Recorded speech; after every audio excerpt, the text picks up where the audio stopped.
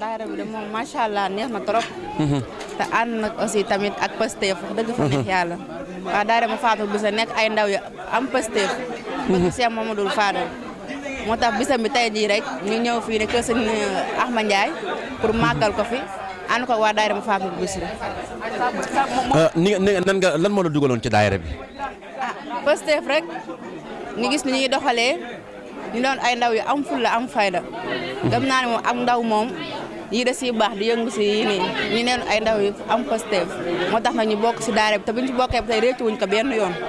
gis naa ne ay tànk kanam rek lañ si gis ñu si ay tànk ginnaaw benn yoon te yàlla buñ ko si gis si daraja Serigne Fallou Mbaye. kon daal kontaan nga. kontaan naa lool te yàlla may yokk daa mel ni ndékki nga de. ñu ngi si wàllum ndékki instant bii di dernière gan yi instant bii nii bëgg a dem waajal añ bi rek gan yëpp xéewlu. waaw lan ngay wax. macha allah ndékki naa ba suri. kan moo ko doon defar. sama tàngal mi sax soxna benn jeng. soxna Mbène Dieng. waaw kay. kon lan ngay wax ci jëm ci màggalu déwén gi. mooy ñu ñaan rek yàlla na lépp barkeel. daax gu ren gi macha allah daal. macha allah jërëjëf maam nuyu naa la. maa ngi lay fay. lan nga ñu mën a wax tey ci màggal gi nga xam ni tey fi ñu tolloon fépp egsi nañu li nga xam ni gis ngeen liggéey bu am solo bi nga xam def ngeen ko ci ak daayira Mafatihul Bichri waaye ci kër sëñ Ahmadou Ndiaye Guédé.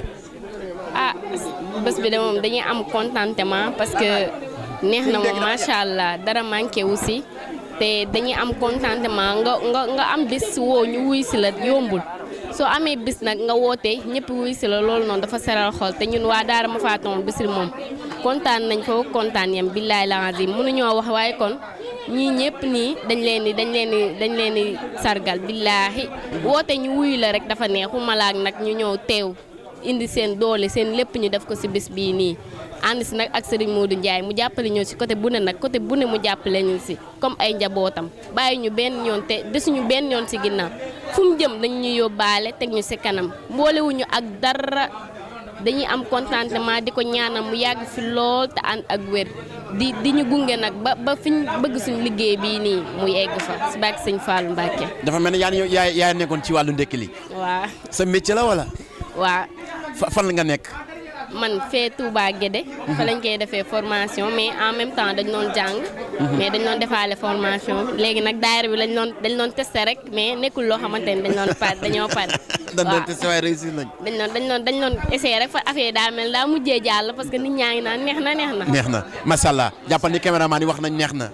caméraman bi nga àndal di leen jaajëfal di leen daalaat bu baax a baax ci bis bi. bi nga xamante ne si bi nii waa daara ma fa. ñu ngi lay fay maa ngi nuyu mboolem murid yëpp di nuyu mboolem daara Mafatihul Bichri di kontaan trop ci liggéey bi ci bésu màggalu Serigne Fallou gi kontaan naa trop maa ngi ñaan yàlla yal nañ ko fekkee ay at yu bëri. amiin waaw kay baax na jërëjëf. amiin te ñu bokk. kon foo nekkoon kon. ma ni foo nekkoon kon. yaa ngi woon ci séddale bi. waaw maa ngi woon ci ndekki. loolu daayira Mafatihul Bichri loo ciy wax yéen soxna yi liggéey bi yomb na wala yombut. liggéey bi moom xaw naa jafe tuuti mais alhamdulilah sant yàlla ndax suñu faal moom jar na lu ko raw sax. waaw kay jërëjëf. jërëjëf dafa mel ne wax ji xaw na koo lot nañ dem ci li nga xam ne moom moo di seen wàccaay bi organisation bi ndekki yi wàccaay yeeg yëpp dafa mel ne jekku ngeen ko. waaw jekku nañ ko.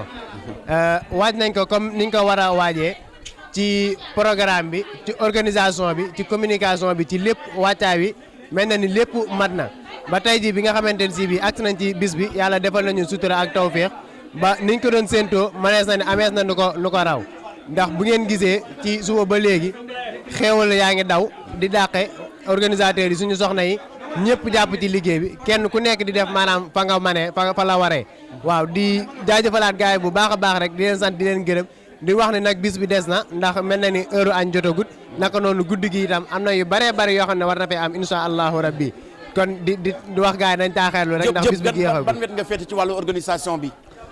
waaw man nag tey dama ni man dama bokk ci poste communication mais tey ñu orienté woon ma ci côté décoration bâche bi ak maanaam lu dem ci wàllum lumière yi waaye itam organiser accompagner soxna yi nga xam ne ñoom ñoo nekkoon ci ndekki yi comme ni ngeen ko gisee ci suba di leen accompagner bu baax a baax ci lépp loo xam ne rek war na ci bis bi mu mel ni foofu lañ ci taxawee guutoon. macha allah jërëjëf Diop. waaw di leen jaajëfalaat bu baax a baax. merci kontaan nañ Diop. incha allah.